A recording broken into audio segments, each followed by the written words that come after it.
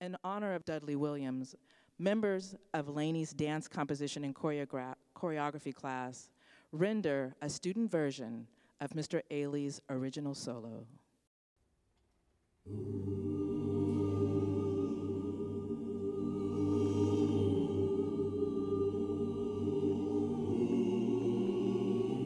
I wanna be ready. I wanna be ready. I wanna be ready, Lord, ready to put on my long white robe. Lord, I wanna be ready. I wanna be ready. I wanna be ready, Lord, ready to put on my long white robe. Dr. Van Hook, can you lead us off? Thank you so much. Let me first of all say Happy New Year. I don't know, nobody gave the official term when you don't say Happy New Year anymore. So whatever that day cutoff is, I want to cut it off, say Happy New Year before that day. And let me just welcome you to the second of several events where we can honor our ancestors, those who have come before us, and the academic understanding that we have to come together and look at the past in order to instruct our future. What my goal is today is to try and do a libation and a prayer fused together. So I want to call one of my hero ancestors who will literally give us the foundation of our libation, and then we will actually move forward to proceed with our libation ceremony. Let me again thank BCC for opening up our African American History Month with a phenomenal program that they put on yesterday. Please stay tuned for other campus events and programs that we will be working on as we move into the month of February. As I've been saying and as we've been saying, and hopefully you all can help tweet and Instagram that African American history, Black history is world history. Black history is American history. And I need for us not to miss that and just make Black history, but it is definitely weaved into this fabric of this nation, also in this world. I want to start my comments out with a quote from Dr. Benjamin Mays, who was the actual child of a slave. His parents were slaves. He became such a powerful civil rights leader, minister, and his notable claim to fame in my mind was the president of Morehouse College. And he makes some profound statements that I would like to start off these comments to you today. He says, it must be born in the mind that the tragedy of life does not lie in not reaching your goal, but the tragedy lies in having no goal to reach. It isn't a calamity to die with dreams unfulfilled, but it is a calamity not to dream. It is not a disaster to be unable to capture your ideas, but it is a disaster to have no ideas to capture. It's not a disgrace not to reach the stars, but it is a disgrace to have no stars to reach for. Not failure, but low aim is the sin. In our libation, we literally have depended on those who come before us. And those who have come before us know where the bones are buried. They know the legacy of what it takes to bring us from where we were to where we are today. And so libation is an ancient ceremony where we use some type of liquid, and we choose water as a sign of purity. And we call on those who hold our files, our ancestry, those who come before us. Is one of the greatest mistakes we could make if we disconnect ourselves from the history and the heritage of those who have come before us. And so we normally take water, which is a pure substance, and we're able to call on names of people in our past, our history, those who have made strides in American history, in world history. And then not only that, but those who made strides in our own individual families. We can call on ancestors like our grandmother, our grandfather, our uncles and aunts, those who have impacted our lives for this occasion. And so we pour out water into a glass to say that we recognize our ancestors that who have paved the way, who suffered, who literally made sacrifices so that we can literally be here in a Zoom gathering so that we can honor them. And so some of us, we say Ashe, some of us, we say Amen. Some of us, we say, so it is. We have so many traditions, and we want to honor all of our traditions. And so whether you on mute or not, you get to call some of the ancestors that have impacted your life, and you can call their names and honor them today as we remember and celebrate the legacy and the heritage that they have created and left us. Can you call some of those names? Artie Mae Johnson, James Henry Johnson, maybe Thorburn. So it is. Thank you. Raymond. So it is. We call on our ancestors' names so that we can never forget what they have done. And we thank you. All the names of the people, Jr., whoever you know that have impacted your life, whether it be in a history book, or if it be a grandparent or somebody in your life. I wanted to say that as a libation so that we will never, ever forget. And we have a symbol that we call Sankofa. And it is literally a bird, a symbol of a bird who has the ability to fly forward, but has the neck that can look backwards as it moves forward so that it can investigate the past, so that we won't ever try and create the same mistakes by not looking from whence we've come. So it is, Ashe and Amen. Thank you.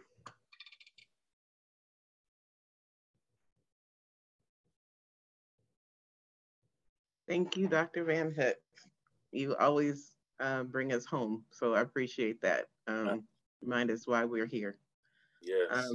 I did forget to announce what this event is. It is a PAAAA event. The title is called the Current State of Black Student Affairs in the New Millennium.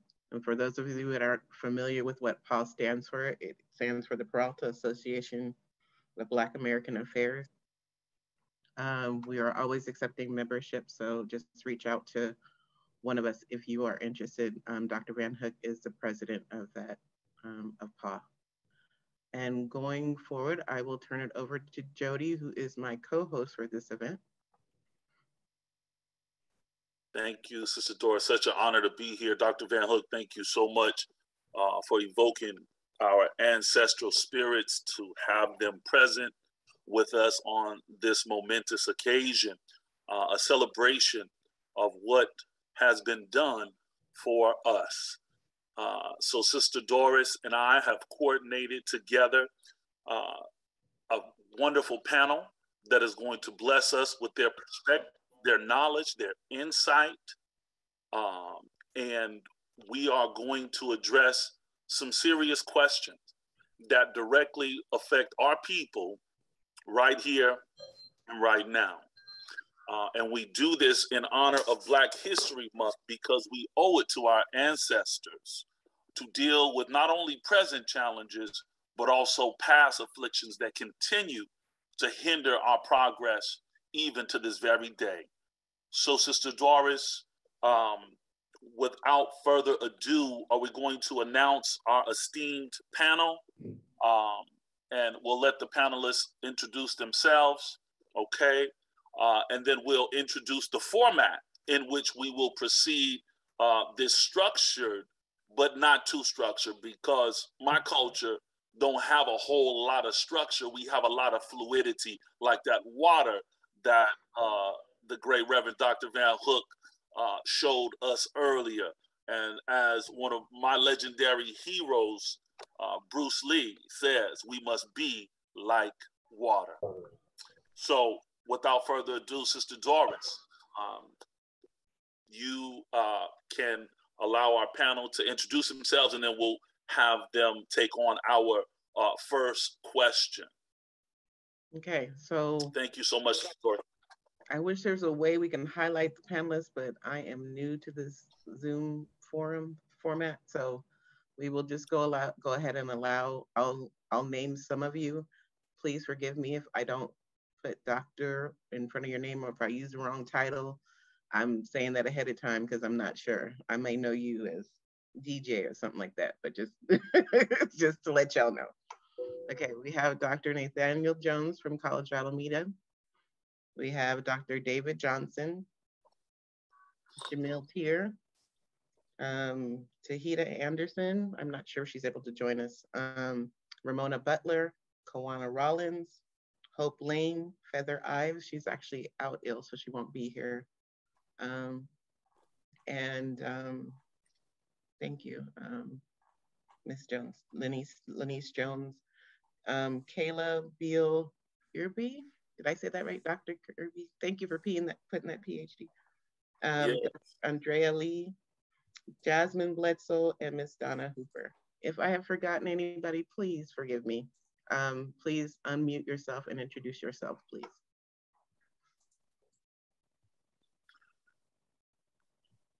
My name is Jim Jones. I'm a student. You know, I'm an older person too, late in life, you know, just trying to, I initially got in this to have something to do with my time, but I'm glad to be a student, and it's been a challenging experience, but I'm up for it. Thank you. Thank you. Thank you for why we're here, so thank you.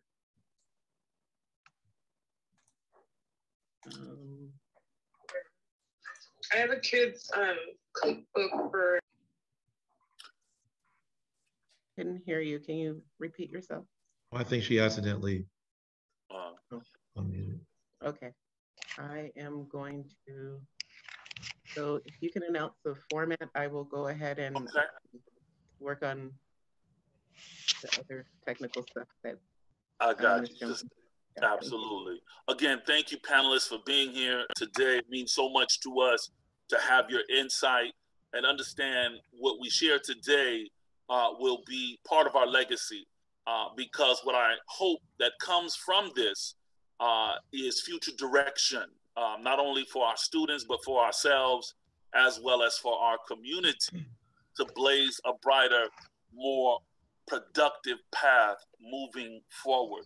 Hopefully this will give hope to those who have been recently in despair. So what we're gonna do is we're gonna do our best to proceed first in alphabetical order. Each of our esteemed guests will have 2 minutes to address the question. Then we'll go on to the next panelist. We'll do so until everyone has had a chance to answer the question. And then we'll go to question number 2. We'll do it in reverse in terms of, so based on my list right here, I have Tavid Anderson going first this time. In the second question, I have Jamil that will be taking the first question, and so on and so forth.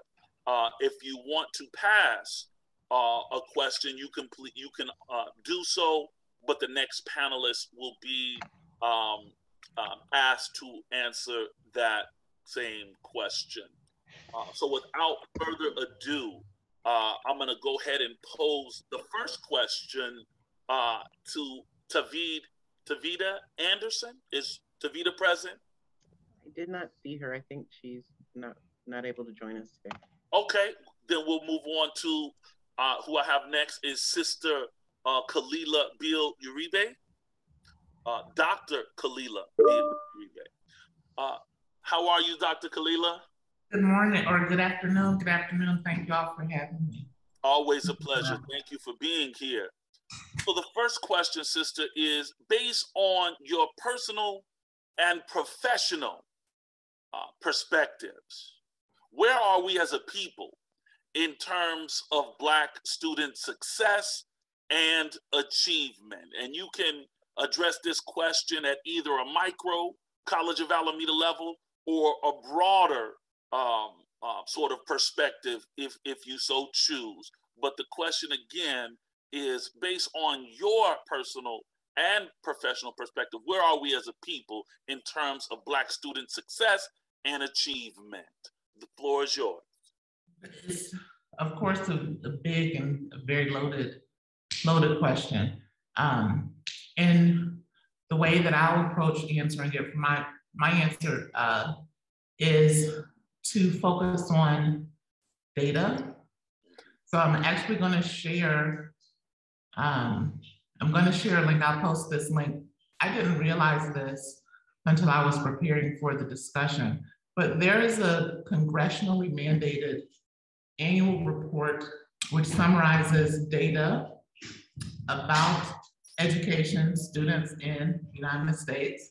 So every year they're posting this, and here's a link to the report. I've posted it in the chat. And so I was looking this over to kind of get an idea. And specifically, I was looking at this article that went through that congressional report and kind of teased out pertinent facts for Black students, right? So that's the second link. And what they said, makes sense and matches my experience as an educator. First, probably the first thing I would say though, is the thing that I've noticed is that it's harder for me to connect and harder for me to even know because everything is via Zoom or asynchronous. So a lot of the teaching is that I do, right, is, I don't have a way to kind of look and see. So let me just point out some of the highlights. So one is that the poverty rate among students is still the highest for Black students, so poverty rate of students in terms of race. Number two, and this spoke to me a lot, a lack of internet access at home has become a barrier for Black students to learn. So back in 2018, 90% of Black students had home internet access. Wow, that sounds like a lot, 90%, right? But when we compare it to peers, for instance, of Asian peers, 98% of them are having internet access. 96% of the white students were having internet access. And even as we get this data, we're not sure about what kind of access. So for the quality of access, lots of times when I'm teaching, and I myself, some of you can speak to this, I'll have to drop in and out, right? So I don't even if I have internet access, it's not necessarily reliable internet access, okay? And then just to mention a few more, because I know we have many people to hear from, but more Black students with disabilities receive services for emotional disturbances. So I thought this was very interesting because the report was talking about how it makes a difference whether you're receiving the services for more often to be taken out of the classroom.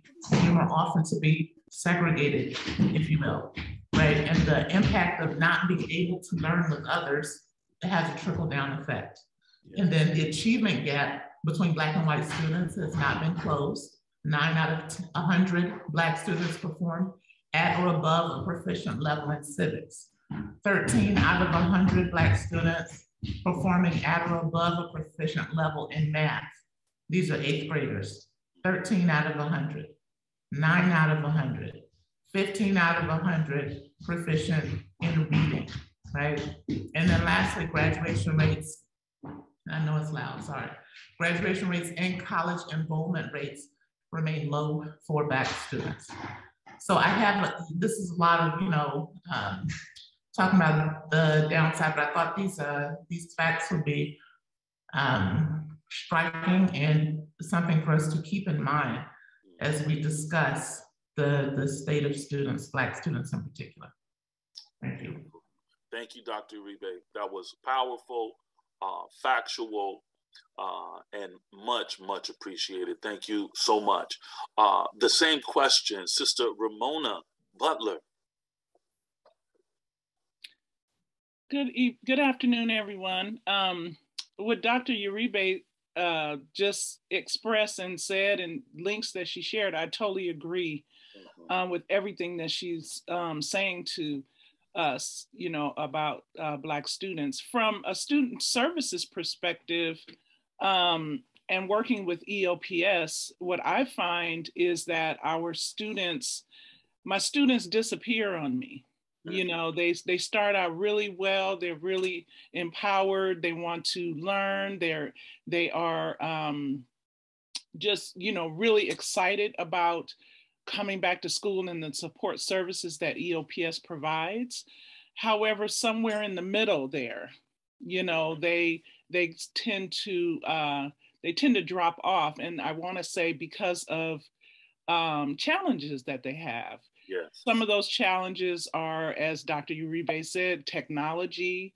Some of the challenges are mental health challenges, and especially with COVID-19, us having to meet each other in these little boxes, is a real challenge for some of my students. Also, I'd like to say too, some of our students have to go to work.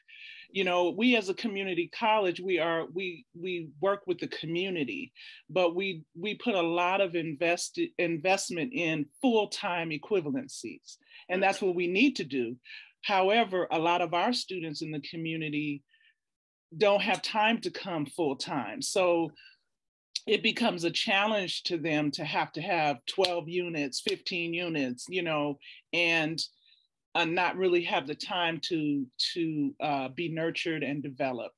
And so, those are some of the challenges I have.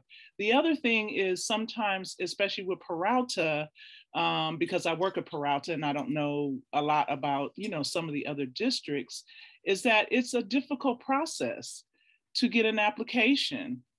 It's a difficult process sometimes to even add your classes. It's so some of those difficulties stop students from advancing. So I would say, I always have hope.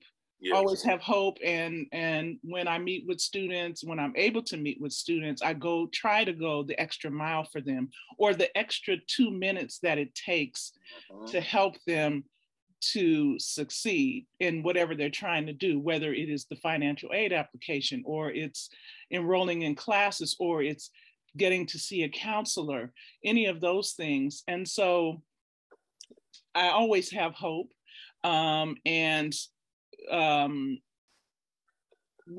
Outreach is very important, I think, at this point, especially with this, we're almost 2 years in this COVID situation. Outreach is important. Meeting students where they are is important.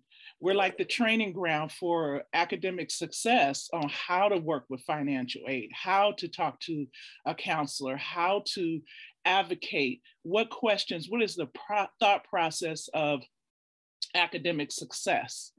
And so I would say, I always have hope. I don't want to say it's bleak. I want to say that we are magnificent as a people. We can support our students and ourselves to be successful. Yes, thank you, Sister Ramona. Very powerful, very powerful.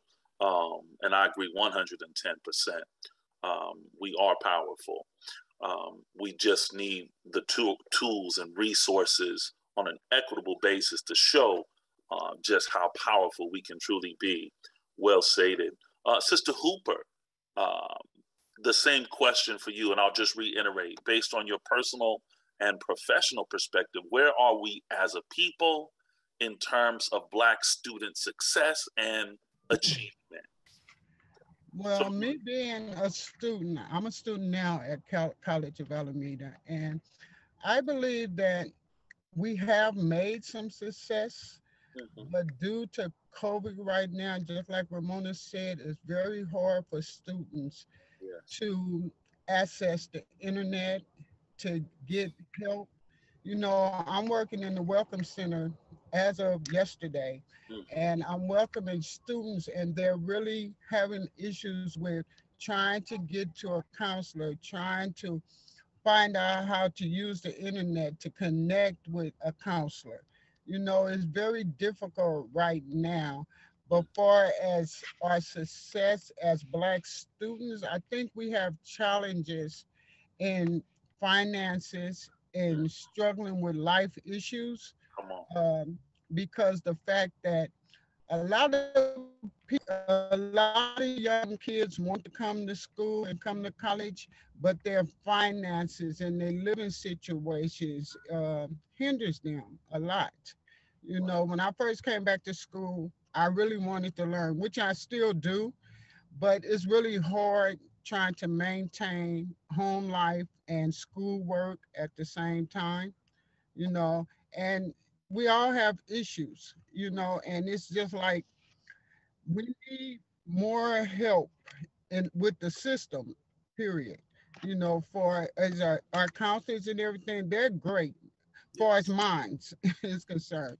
And I get all the help I need. I get the help from DSPS, ESOP. I get help from all of them. I'm a student that have challenges, and I have gotten a lot of help, but everybody don't know how to reach out to get that help. I have talked to students that's like, okay, I have this, I have that, what should I do? I'm like, reach out to people, speak to other people that's here, people that's been through what you're going through, you know, and get help, seek help. Just like she said, we need to outreach more, you know, to the students to give help. So I think we're doing good, but I think we can do better. That's right. That's right. And that is our College of Alameda current valedictorian, Sister Donna Hooper. Thank you so very much for your perspective and insight. And again, we're doing our best to limit these conversations to 2 minutes, but sometimes I know, you know, it requires a little bit more, right? Especially when it's coming from such a powerful place, such as from our panelists. So I'm going to transition to Dr. Johnson. Dr. Johnson, would you please care to address that same question? Okay, Brother Jody, that sounded real official right there. I'll be quick because I don't need to necessarily rehash some of the things that everybody's already said. I mean, but the stark reality when we look at it in terms of our African American students, whether we're looking at numbers of persistence, transfer, success, we're typically the bottom. We're scoring in the lowest percentile. Those are the facts. I mean, those are the unvarnished. That's the unvarnished truth. But something that Mona said a little earlier, and something that you reiterated, Jody. Yes, sir. I think it's very important. Maybe we can get into it a little bit more later on. I think it's very important that we don't fall into this kind of deficit thinking that I hear, in my view, that I hear too often in our society in general, and I'll say Peralta in general, Peralta in particular, what our students can't do. If I hear one more person say, well, you know, our students can't do such and such because, you know, this, you know, our population, we can't. I think that's a problem. I think that, I mean, if we look at it in terms of just because a student is at a, you know, is in a particular situation or is at a particular level does not mean that they can't surpass that level. They can't grow. The competition, I mean, again, we can look at different demographics and all, compared to Asian students or compared to white male students. We can do all of that. I think the the goal needs to be to deal with students individually and maximize that individual student's potential, because the only person they're really competing against is themselves. They're trying to be a better version of themselves. And I think that if we approach it that way, instead of, quite frankly, what I think we do too often is engage in this infantilization of our students, I think that we would be a little better off, because think about your own individual situation. There was a time when everybody on this Zoom panel didn't know what you know now. So if we approach our students that way, I mean, again, the numbers are the numbers, and we do need to see strides, but approaching it that way, I think would be far more productive. So I'll leave it there. Powerful, powerful. Thank you, Dr. Johnson. Thank you for keeping it, as our young people say, 100. Beautiful. Dr. Jones, the same question, sir. Wow. Okay. I think and appreciate the comments from the other panelists. What I would say is this. We heard from a number of people who, by any measure, have achieved a measure of academic success and accomplishment. So, and we are products of the educational system. And so it is obvious that for some, we are able to succeed. The challenge and the issue is that the numbers are still far too few. And so we know that there is and continues to be an academic achievement gap.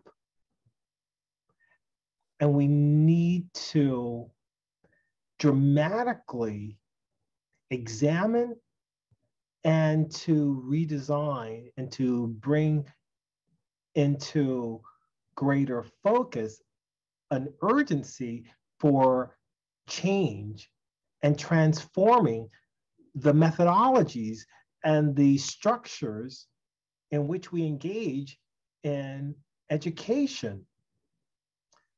And I think that that's one of the things that I think is fueling some of the important work that's being done around guided pathways, is looking at the educational structures, functions to be more student-centered and equity-minded. And so I applaud those who are engaged in that work. And for those who are not, get plugged in, get connected. It's really, really important. And I'll leave with this statement, and that is, as you've seen all too well, that with regard to the pandemic and other disruptive kinds of events, those who come from Black and Brown heritage are disproportionately impacted. Education, however, is a way in which we lessen those impacts. So what I encourage, and from my own area of scholarship, I speak to the fact that education is related to health status. There's literature that indicates the connection between health status and other determinants of health. And one of those key other determinants of health and well-being is education attainment. And so when we engage in higher education, the delivery of higher education, we're engaged in work that allows us to make contributions to the health and well-being of the students that we serve and the broader community from which they come from. So we engage in very, very noble work, and we got to be about continuous improvement in doing that because lives are at stake. Yes. Thank you, Dr. Jones. Thank you, Dr. Jones, for that. Same question. We have a powerful, beautifully diverse panel. I hope everyone is taking advantage of the knowledge that is being shared amongst our group here. Thank you all so much. So my next panelist, I'm going to ask Hope Lane. Is Hope Lane present?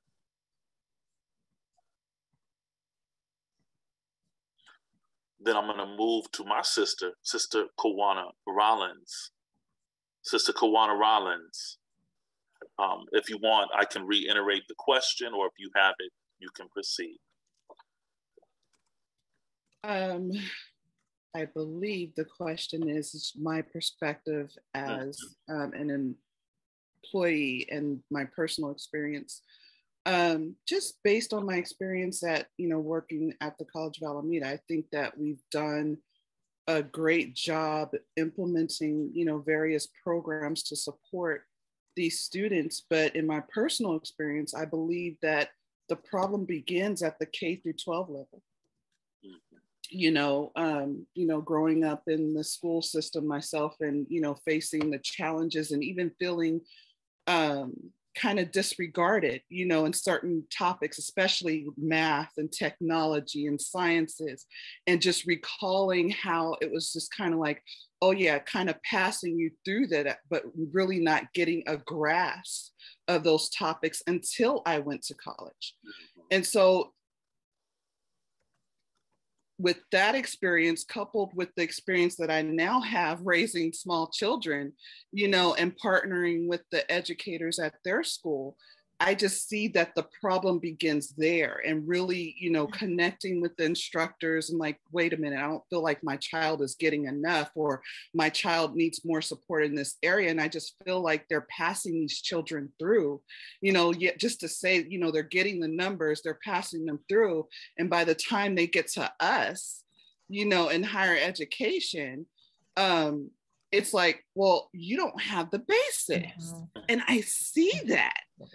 So it's not, so we have these now adults who are in this, institution, and we're like, well, how come you don't know this? Or how come they're not passing this? So we have to kind of like start the clock all over and teach them the basics so they can get to the level where they can learn the curriculum that we're offering, right?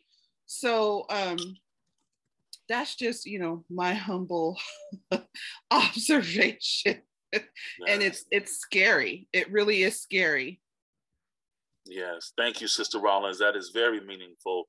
And again, not dealing with the problem necessarily where it's at all the time, but getting to the root of it. Where did this begin?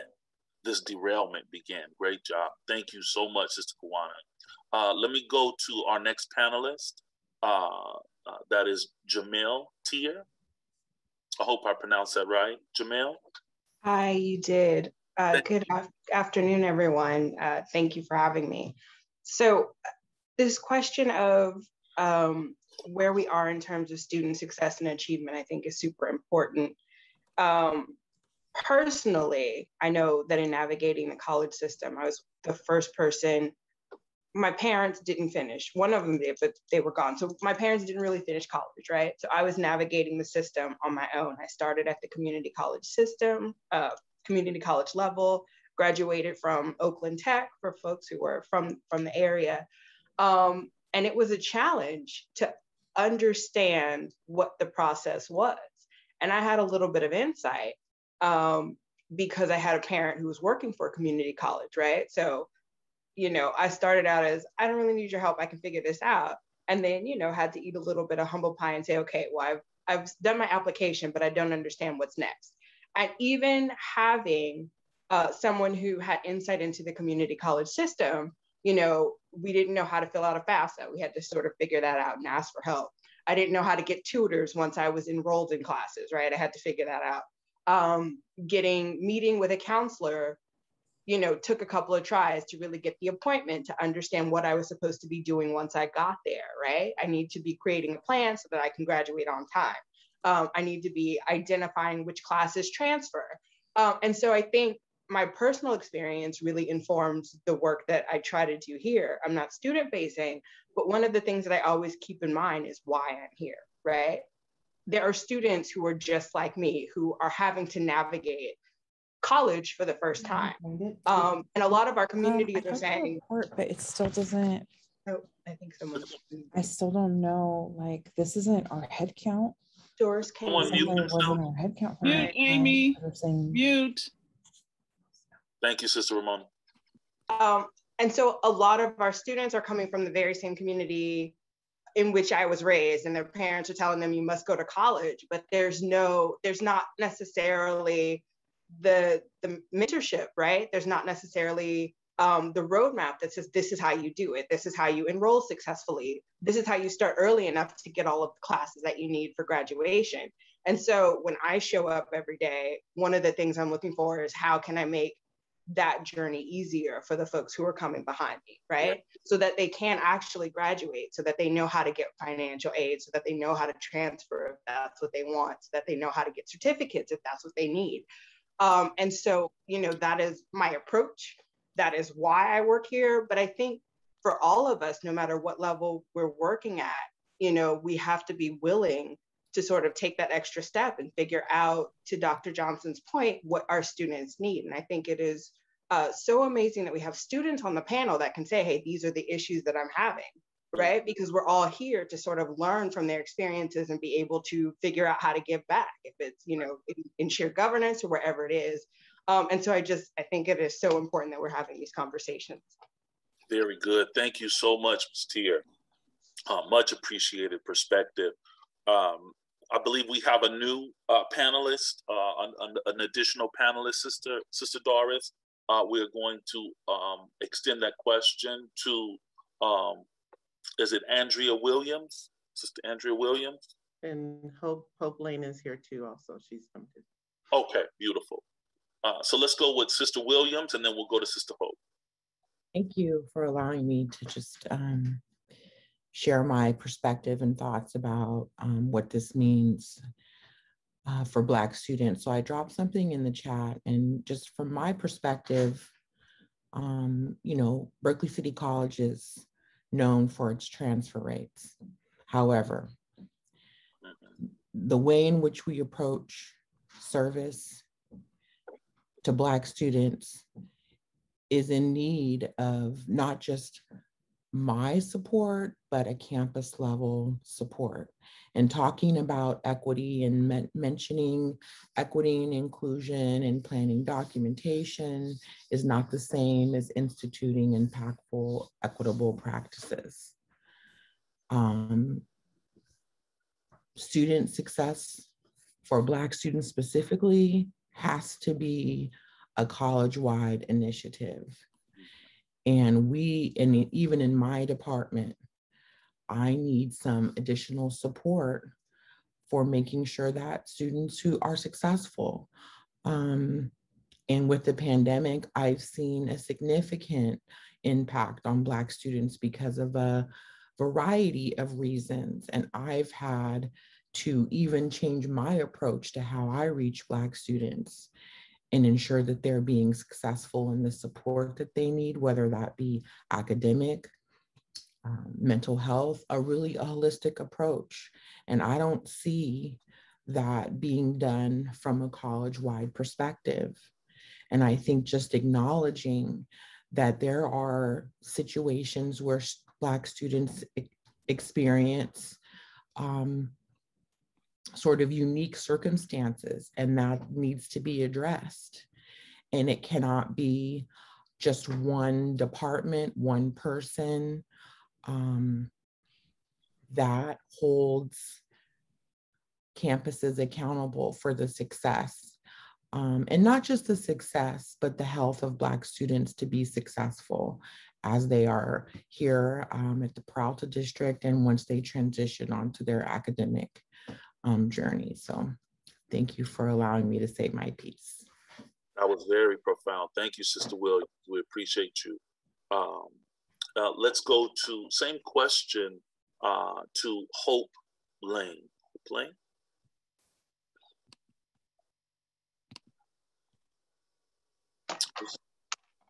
Is Hope? I think Hope had mentioned that she was having a. I'm here now. Okay. I was having a student issue, and I came in a little late, but I've heard a few of the speakers, and I definitely agree with what they've said about our Black students being affected by COVID, in addition to our classified professionals here being affected by COVID. It's really tough to reach them. I am the advisor for the Black Student Union and have been for the last 4 years. And it's hard to get them to participate.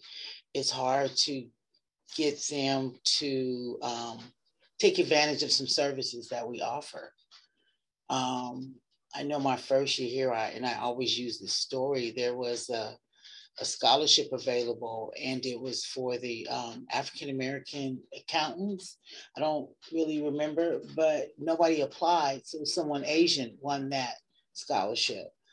So I just don't know. And I'm always troubled by them not participating in the events and in the services, in the food giveaways. So that's what I want to do. We have Black Laney Love. I'm sure some of you have heard of it, that we're doing at Laney, where it's a communal work group of faculty, staff, and administrators centered on supporting the academic success of Black students at Laney College. Are these like somebody grabbing at the door? We are, our purpose is to create a long-term commitment from Laney to provide our students with educational pathways. And it's just not bus passes and bar tickets, helping them once they leave Laney, connecting them with someone on their next step that they can be mentored by, get an internship, and things like that. Mm-hmm. So that's kind of where I am. I know A2Men does a workshop mid-spring that I attended last year, and it was really helpful and insightful. And I wish Laney could do something like that and reach out and have some of those people come here and speak to our students. Okay. Thank you very much, Sister Hope. I really appreciate that. Thank you. No, that's powerful. Resources are critical to the success and development for our Black students in particular. We're concerned with all students in general, but this primary focus is on African American or Black students, and I thank you for that perspective, Sister Hope. Sister Doris, with our large and esteemed, powerful panel, I think we might have time for one more question. So I'll allow you to please choose what question you would like to present, and we'll start with Sister Williams, and then we'll go in reverse. Thank you all for your patience, and thank you all for your time and consideration. Okay, so there's so many of them. Let's go with the loaded gun. Let's do it. In terms of social justice, what do you see as a major challenge for our community in general, but more specifically, our most impacted students that reside in our surrounding areas? Mm-hmm.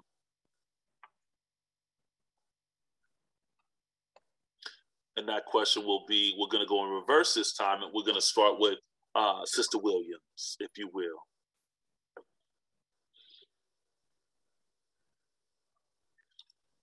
I apologize. I did not realize that I would be added to the panel in its official capacity. However, I'm happy to answer the question. Okay, thank you so much. In my experience, especially recently with the pandemic, For me, equitable housing, access to food security, to me is a social justice issue. If you cannot have your basic needs met, where am I going to sleep tonight? Where am I going to eat? Do I have health care? Do I have access to the vaccine? Do I want to take the vaccine? That is a social justice issue. It's very difficult to concentrate on doing your English paper when you are still thinking about your basic needs. Yes. Yeah. And for me, it's incredibly disheartening, but also life affirming when I see Black students and all students in general, but specifically Black students who are struggling with these issues and are still committed to getting up and logging on Zoom or coming to campus or trying to reach out because they want to be successful in their academic journey, because they realize education can be life-changing. But we have to talk about basic needs first, in ensuring that Black students have access to this so that they can be successful academically. Yes, thank you, Sister Williams. Sister Tia, same question. Absolutely. So in preparation for this, I sort of outlined social justice, right? And one of the definitions I found is social justice is justice in terms of distribution of wealth, opportunities, and privileges in a society, right?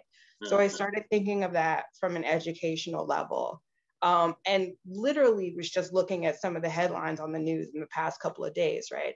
OUSD is talking about shutting down schools. Yes. FSUSD is laying off teachers, right? So you have folks who are in the public school system, a lot of them are Black students, who are going to be impacted by the decisions that are being made at a level, at a level that they are not checked into, right? Folks are not really getting a say on if their community, elementary school or middle school or high school is closing.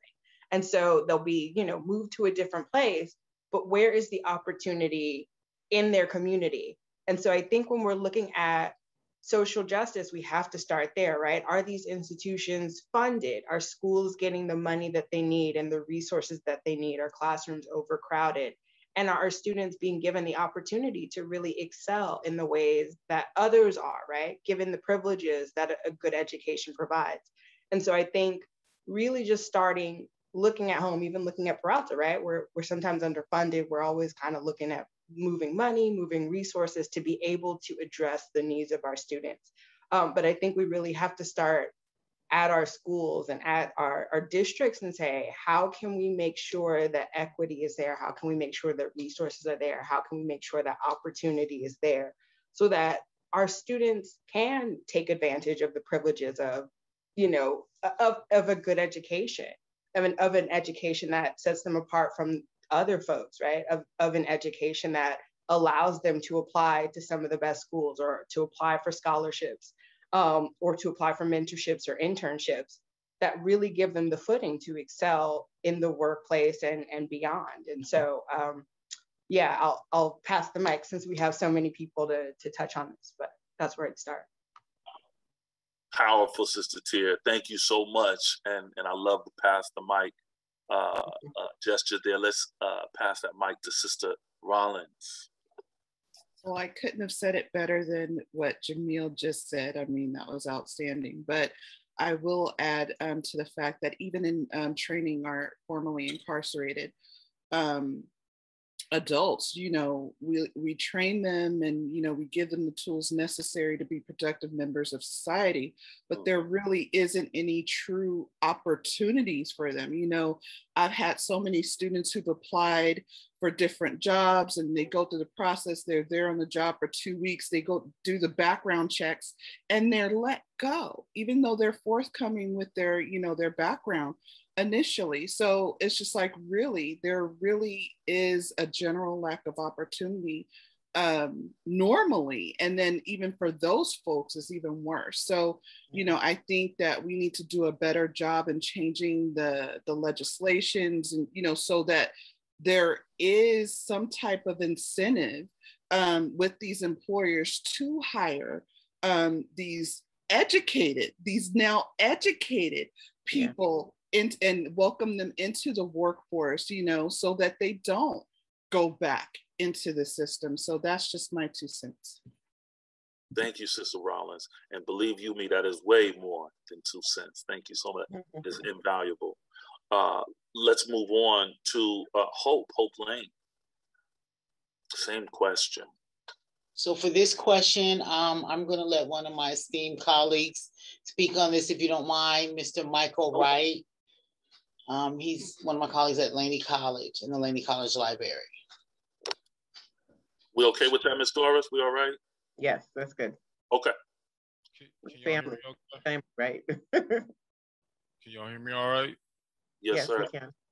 Okay, good. No, I agree with a lot of what's already been said, so I'm not going to harp too much on that. I think we also too just have to be realistic in terms of the system that we're dealing with. The system, some people would say that it's broken, but it's not broken. It's doing what it was always meant to do. The system was never designed for us to thrive or succeed in the first place.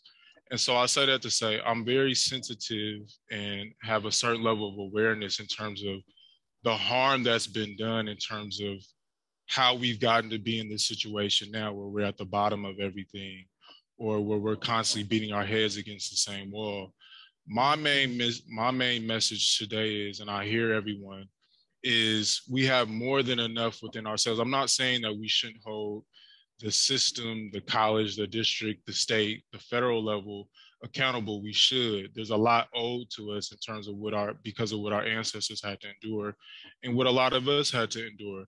But I will say, I'm off the plantation, y'all. That mindset of always trying to appeal to the broad moral conscience of this society is long past gone. And I think that we have to start to focus on what are we going to do for ourselves. Again, we have way more than enough. And I say that to say we should galvanize, organize, and be clear about what it is that we want. And then that's when we in turn go and hold the administrators or the state people or the politicians and the officials and so on and so forth.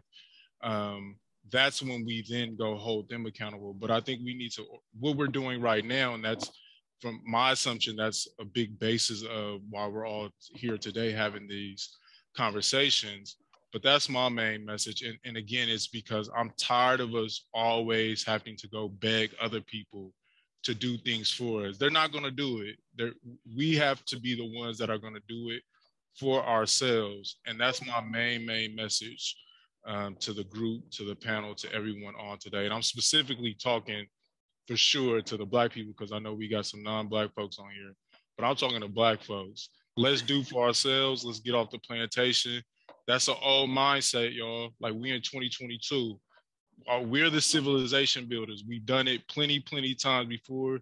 There's no reason why we can't do it again. And I'll just leave it at that for now. Brother Michael, thank you so much. You see that? I wasn't sure if we had it available, but that fire emoji is alive and well in the corner of my queue there. Very good. I love how you started it off, not pulling punches, because quite frankly, we tired of it. But I love the statement, we off the plantation. That has both symbolic and historic meaning, but it also has practical today, right now meaning. So thank you, Brother Michael. I'm going to transition to our next panelist to address that same question, Dr. Jones.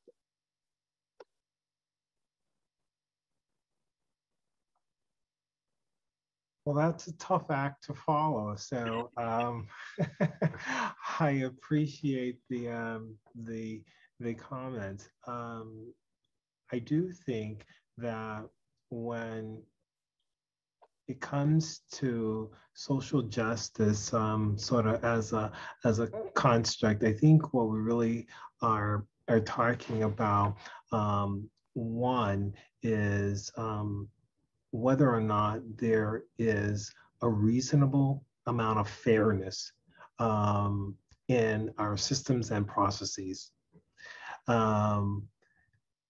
The other component of that I think, is sort of what Michael was talking about, is, agency.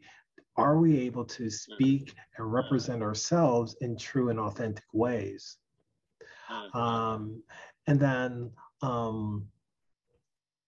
lastly is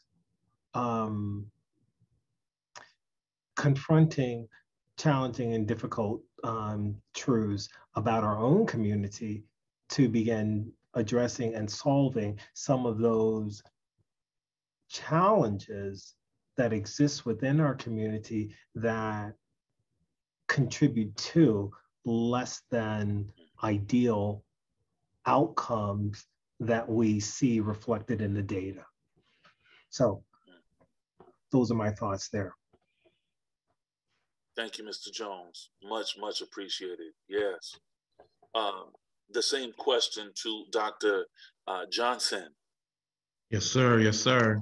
Now, I'll be brief. I appreciate the comments about, again, going to be consistent with my remarks. We all recognize, the inequities in terms of opportunities and protections that exist, irrespective of whether your economic situation. I don't know if you guys follow the news. My man Brian Flores is doing what he's doing in terms of, so it doesn't matter, so those things still exist. So we got that. But while I think it's important to be cognizant of obviously the historical and systemic challenges that exist, I think it's very important to inculcate a mindset among our students that you can still win, you can still achieve. We're not going to have a defeatist, mentality. And the way I look at it is in terms of, yes, we do need to energize our students and make them aware of resources and get them motivated, to let them know what's available to them, and just give them a sense of history. Now, Jody, you might appreciate this because your academic background. I'll let students know, take advantage of everything. They're not cutting off your thumb because they caught you with a book, which was a reality. Yeah. Okay. Yes, sir. So when you have these opportunities, we got to take full advantage of them. And I just look at it like this. Something my granny used to say, rest her soul, yes, in terms of progress, in terms of thinking about how far we've come and where we still need to go. I share this story that my grandmother, rest her soul, I used to speak with her, and she would tell me that she knew people that were slaves. And I'm like, Granny, your math is off. There's no way that you could know. And she's like, no, I knew, this woman that stayed next door, this woman went to my church, Ebenezer Baptist Church. They were slaves. I was like, no, Granny. And I started thinking about it. And I'm like, well, if my granny was born in 1911, she passed away in 2011. My granny was born in 1911. Wow. Somebody who was born in 1860, we'll say somebody who was born in 1840. When my grandmother was 10, that person would have been 80. Somebody who was born in 1860, when my grandmother was 20, that person would have been 70, somewhere in there. So she knew people who had actually been owned. These are neighbors, people went to her church, people who were actually owned by other people. And my granny lived long enough to vote for Barack Obama. Same lifetime. Long time ago, not so long ago. Right. Struggles, progress. So when you think of it like that, and the opportunities that are available to our students, are available to us, we just got to take full advantage. And as people who are employed at Peralta, we got to be willing to take the lead and to take some sacrifices ourselves and put ourselves out there. I look at it like this. It might be an inconvenience, but if you were walking by a pool and you saw somebody fall into a pool that couldn't swim and you knew how to swim, would you be thinking about, oh man, I got my cell phone on, I got my watch on, or would you just jump in the pool to get them? And that's the mentality that we have to have every day with the students that we come across. Powerful, Dr. Johnson. Yes, yes, yes. And we have a similar story. My grandmother is 97 years old, and we sometimes think that was such a long time ago. but when in actuality, it really wasn't, particularly from a historical standpoint. And we're so blessed to have our elders with us to share that knowledge to help push us forward. Let me ask, thank you, Dr. Johnson. Sister Butler, same question. I think we have a couple more. And then Sister Doris, I think we might have to close for now. Thank you so much for being part of the panel and for this discussion. I wanted to just say that there's a plethora of information here, experience here, people who are in positions of power here at Peralta. We have presidents, we have faculty, we have students, we have classified staff here, all here, and we represent all aspects of our educational system that we are involved in.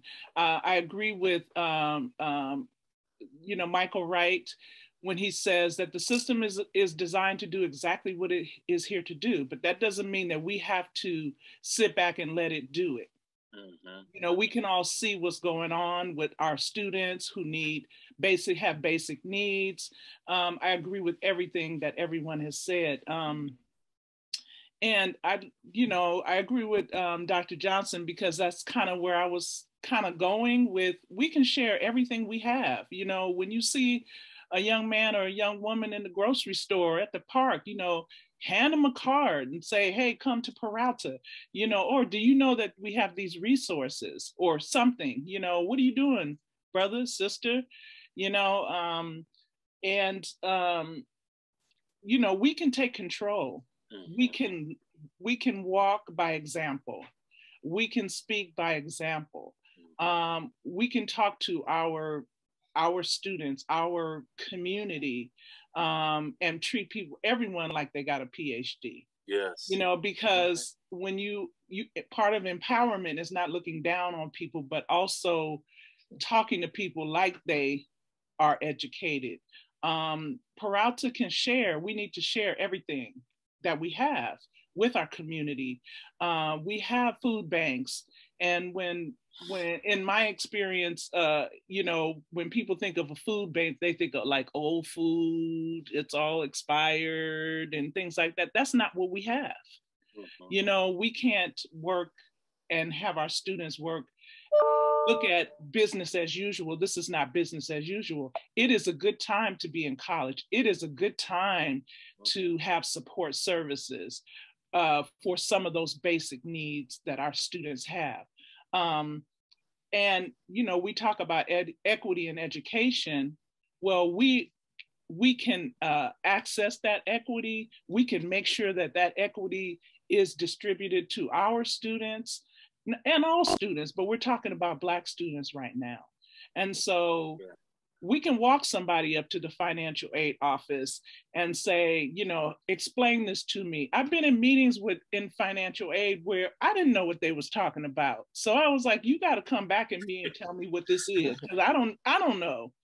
Right. So if I don't know what they're talking about, a student doesn't know what they're talking about, and so I know I'm rambling and everything, but I'm passionate about this because I hear this stuff and I see this stuff. And no one is, they're talking about it and having meetings about it just so they can say they had a meeting about it. But where are the numbers, that they are committed to, supposedly committed to? And I say they, I'm talking about the powers that be, the people that make the decisions about, going from equity to guided pathways to this one and that one and the other one. And the money doesn't get to the students like it should. Because we need more counselors, or we need more teachers, or we need more of this or that or the other. And so we can be responsible, we can make a difference, and we have to make the difference because nobody else is going to do it for us. Yes. So thank you, Sister Ramona. Sister Sorry. Ramona is not playing. Sister Ramona is not playing. She is for sure down for the cause. Thank you, Sister Ramona. I want to go to our scholar, Sister Hooper, and then Dr. Uribe, you will close it out on this question. Sister Hooper. Oh Lord, there's so much being said right here. But I totally agree with the brother that said, you know, we're not on the plantation no more. We have to get out and get it. You know, the system is designed to do just what it's doing, to try to keep us down. But we need to change our mindsets of what we want and what we want to do. I think we lost a lot of leadership.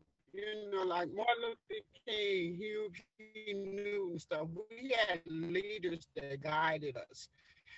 You know, we came together as a community to help each other. We done lost this due to drugs, you know, alcohol or whatever, you know, violence, people being homeless, they turn it to try to meet their basic needs instead of going out looking for education. But I think once the mindset is changed, where you know that you are somebody and that you don't have to be put down or let down by the system, you know, you can speak up for what's yours, you know, speak up for your education, speak up for everything that you want out of life. Me, being a recovering addict, I used to feel that I was worthless, that I couldn't get a job, or the job I was getting, I had to get a little burger job or something, you know, because I wasn't educated. In elementary school and high school, I learned nothing. Now I became clean and sober, which I just made 10 years clean and sober on the 19th of January. But it's like until I became clean and sober, I thought about my worth, who I am, what those before me have done to get me to where I could go to school, to where I can feel that I'm somebody and that I'm part of a society, not just someone who has a darker skin color and I'm supposed to abide by what the white man tells me. You know, I had to change my mindset, you know, and I think that we're lacking a lot of leadership, and the system go be the system. You know, it's been like that since our ancestors was growing up. They wanted to control us, and they still want to control us, you know, and we have to take back our control. Yes, Ms. Donna. My internet went out. But your message did not go out. Yes, thank you so much, Sister Donna Hooper. Sister Hooper, you have a powerful message, and please continue to share your message of hope and triumph and being able to overcome those adversities. And we love you. Our last. Okay, my internet went out, so I don't know if y'all can hear me or not. We got you. Thank you, Ms. Hooper. Miss Kalila, my sister. Thank you. And I will make this brief. I think that the biggest challenge is going to be how we transition or how we deal with the pandemic becoming endemic. I think that education has changed forever, right? I think that how the students coming up now are taught is totally different. How they will be taught is totally different. We are making decisions, right? We're in the process of making decisions. How we act is going to influence how things are, right? So we have the ability to impact and influence the system for future students. And I think we need to be mindful and purposeful, right, in our decision making. Not everybody is able to learn online. Some students can learn online and they can't come to class. Some students can't come to class, they can learn online. And I'm hoping that, especially as a district, that we keep in mind that our purpose is to serve all of our students, right? And it's important for us to serve everybody. In particular, serving everybody means we're serving all of ourselves, all of us, right? So we can't just disregard the student population, these students. We do that at our own peril. So that's my statement on social justice. Thank you so much, Thank you. Dr. Kalila. Thank you, thank you. I'm gonna turn it over into the hands of Sister Doris.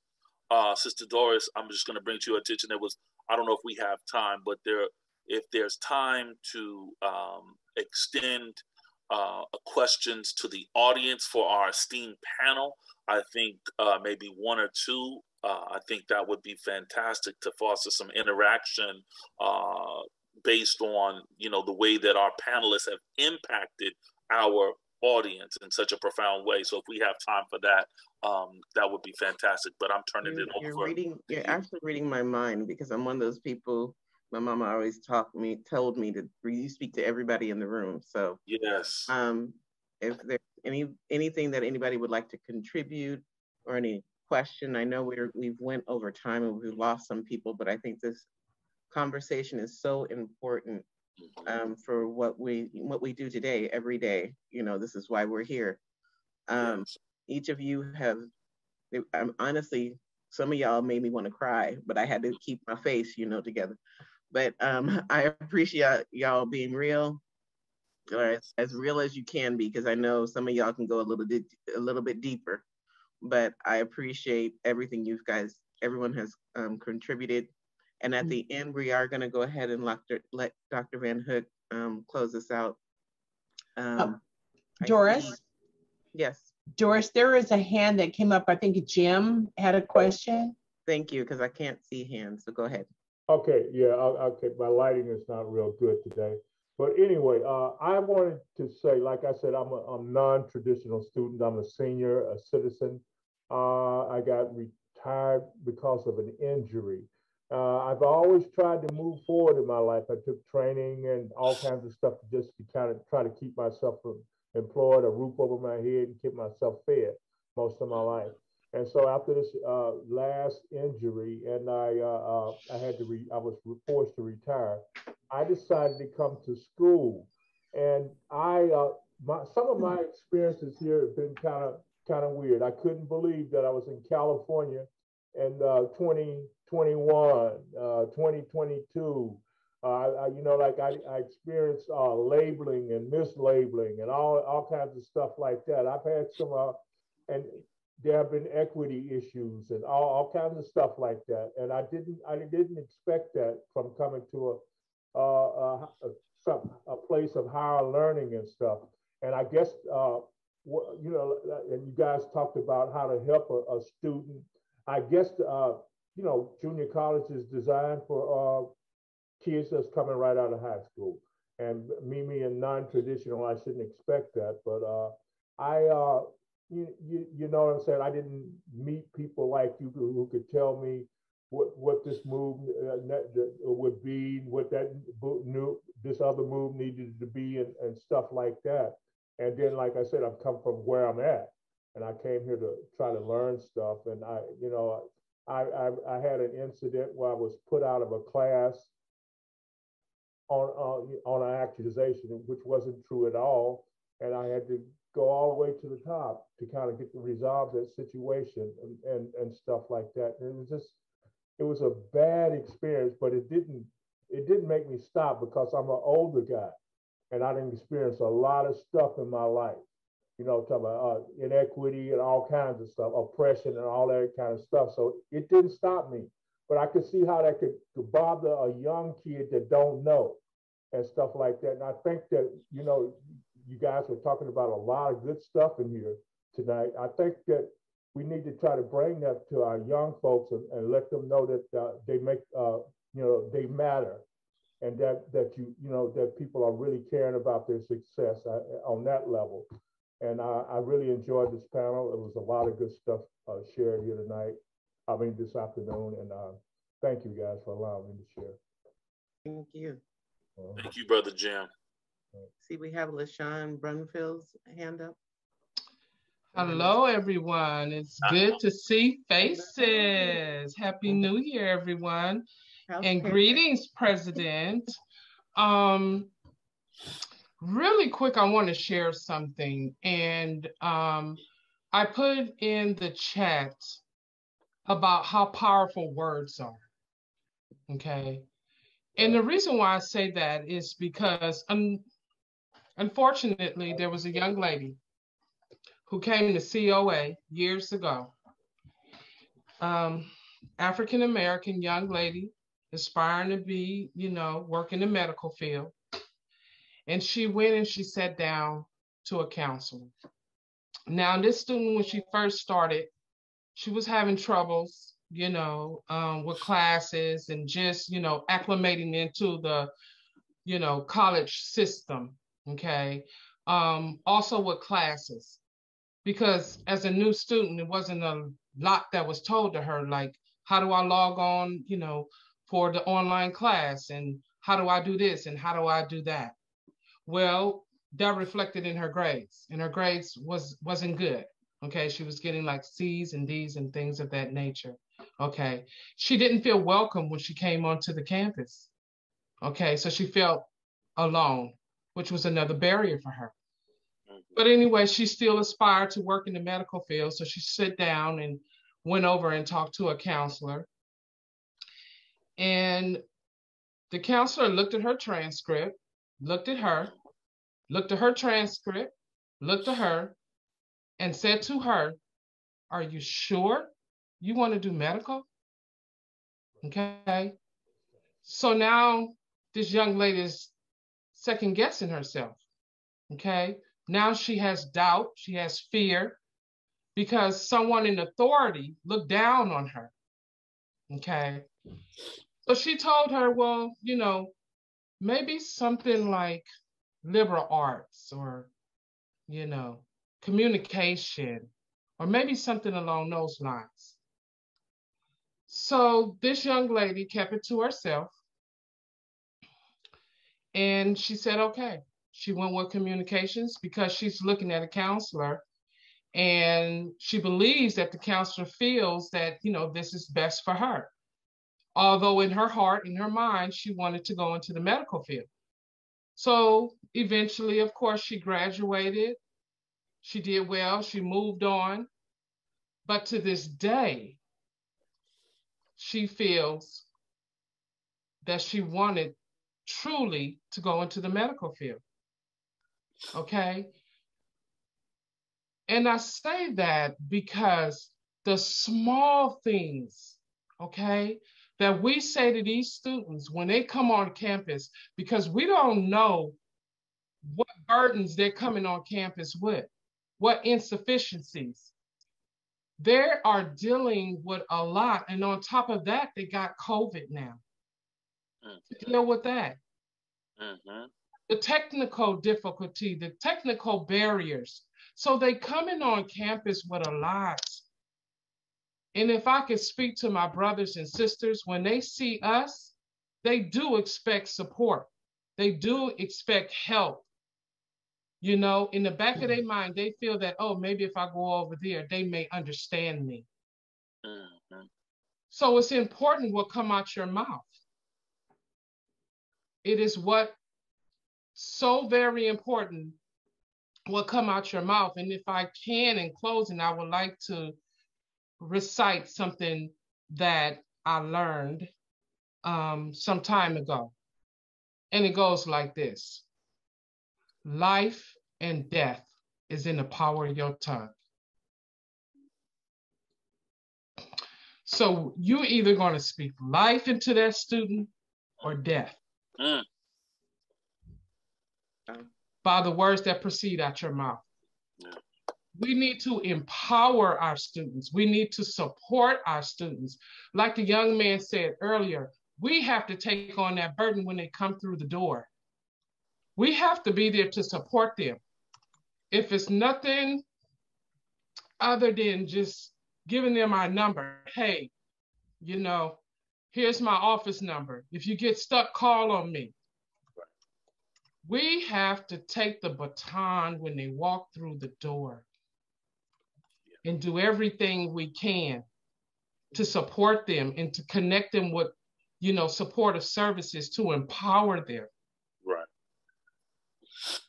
Thank you so much. Because sometimes that's all we got. That's all they got. You know, if we got nothing but a word, we don't know the effect it's going to have on that student. That may be life or death for that student.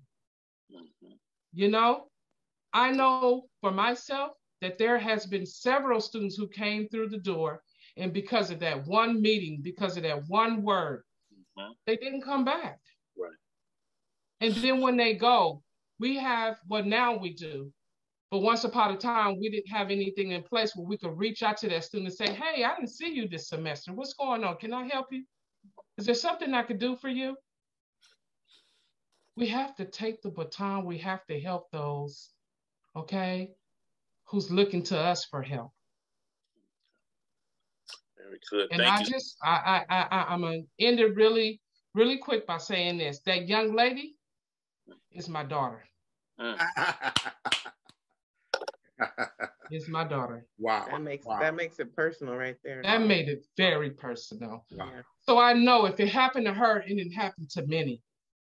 And let's not let it happen again. Let's not lose another one. Yeah. Yeah. Thank you, Sister LaShawn. Thank you.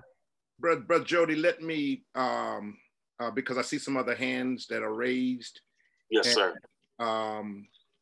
Let me just say thank you to all of those of you. If you all don't mind, we want to do a part 2 of this. Today at 4:30, the Chancellor will be at our PAAAA meeting so that she can give us the State of the Union. I'm hoping that you all will tune in to the PAAAA meeting this afternoon at 4. And LaShawn, we actually are looking at doing something for veterans as well. And so we're going to need those who are veteran connected because our Chancellor is a veteran herself. I've seen to the presidents, thank you so much. To those who were behind the scenes, thank you so much. We couldn't get this done. Mark and others who literally work at the district. But I definitely want to make sure that for those of you, and I don't know anybody who's more radical than I am and who blows up farms and what have you, because that's my reputation. But I recognize that if you don't work within the system that you have, then you have to be a system so that you can get things done. And if anybody wants to say flowery words that can sound good, but you don't carry any influence or any power, you're just a puff of smoke. And so I'm only saying that to say we need each other. Yeah. And PAAAA is our connection of getting that done. And so I'm asking those of you who are complaining about we can't get nothing done because the old people are in the way and whatever excuses we got, we need the excellence of the young minds. We need you at the PAAAA table. Last thing I want to say, and then I need to go back and ask a few things is, we got a fundraiser that's coming out. We've got some PAAAA t-shirts that is so nice. And it's got the Sankofa bird. I need for us to participate because we've got scholarships that are coming out that we really need to support. And we've wanted to engage you all with a t-shirt that you can wear that symbolizes who we represent in education. And I was looking through my list of things that I needed to say, because I know once we start having these conversations, it just invokes the energy of all of us. So please, ma'am, please, sir, help us to support each other. And if there's not something that you don't like, we want to use your intellect and your fire to help it change. But we have to work within the systems that we have. You can't come into a system, be by yourself, change. And so it's so very important that we work together. And I just wanted to say thank you. Now, Doris, I can give it back to you and Brother Jody, because I saw some other hands, and there are just so many people that I was looking at. Sister Foster, Dr. Foster, my dean, others who have a plethora of things to say. And so we're going to have to do a continuation, because we've got so much depth in our district, and we want to use it to make impact at the ground level. So let me give it back to you so that you can continue to help us to move forward. And then I'll see you all at 4:30 to hear from the Chancellor first, and then let you all know what else we're doing. Real quick, Dr. Van Hook, so you want Doris and I to start organizing a part two of this? Yes, we have to. We have to do that, because after we talk about what we're talking about, now we have to have some implementation in the Peralta of how we're going to implement the things that we talked about. Those statistics, those data, we can change it, not from without, but from within. And we're going to have to use the resources that we have. And not only do we have the Peralta community, but we got the bigger city and the bigger county that we can work within, so that we can use the resources that we have. We must make impact, and we can't just keep talking about the talking. Ashe. I'm in tears. I keep wiping my eyes, acting like I'm cleaning my glasses, but I'm not. So thank you, everybody. This is great. I was looking through who we have left. I know we went overtime. I have to give a shout out to Mark Johnson and the whole marketing department. I see a lot of you are here, so thank you for your support. Y'all always helping in the background. I appreciate that. We are represented at all levels of Peralta, at the district, Laney College, BCC, College of Alameda, and Merritt. So thank you. I think Ms. Rochelle and Ms. Greer had their hands up. I don't want to not acknowledge you. I guess stay tuned. I guess that's why Dr. Van Hook is the president, Paul, because we've been voluntold. So, if they are still online, I want them to close out with our last few statements. Thank you very much, everyone. I understand time is valuable, but thank you. And we will share this meeting out with everybody. Thank you. Hi, I'm still here. Can you hear me? Yes, we can. Yes. Okay, Happy New Year, everyone. And I want to leave each of us with this challenge. I like what Sister Ramon Butler said, and that is, I want to challenge all of us to take out what I call, to get a mindset, I call it the extra 2 minutes attitude. And those extra 2 minutes, when we encounter students, do two things. Number one, encourage them. Tell them, you can do this. You can make it. They need to hear that. And the second one is become acquainted with all the resources so we can share that information. There are a lot of emails that come around. A lot of those emails have good information. File them away. And when you come across a student who needs that, make reference to it. Faculty, use your announcement in Canvas to let students know in your class. You never know who you're going to reach. Utilize that, call it campus news, district news, etc. But most importantly, let's encourage not only our Black students, but all students, but in particular our Black one, let them know every time you greet them, you can do this, you can make it. Yeah. Thank you. Thank you, Ms. Rochelle. Hey everyone, Happy New Year, Happy Black History Month. Seems like my internet's acting a little funky, so I'm hopeful that you can hear me. I just wanted to say, wow, wow, wow, what a beautiful discussion. And two, I want to give a big shout out to somebody who's homegrown, right? To Michael Wright, who comes into the conversation with love for Black people, intelligence, brilliance. Michael Wright was one of my students at COA when I taught psychology. Mike was one of my interns, master's degree now, homegrown. So look, these things matter. These words matter. These people matter. And look what we have now. Look at that beautiful young man speaking truth to power, speaking love to our people. Oh my goodness, we are so blessed. Thank you. Thank you. Thank you. Okay, so I don't know if my heart can take much more. Thank you all. I think we went over an hour and a half.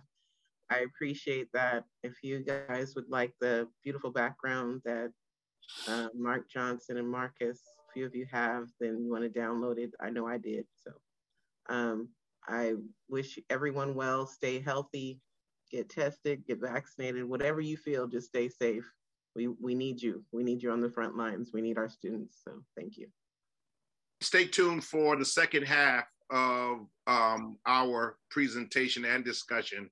And those of you who have powerful voices, we need to hear your voices, but then we need to get an exit and a strategy and a plan on what to do to implement so that we can make a small impact.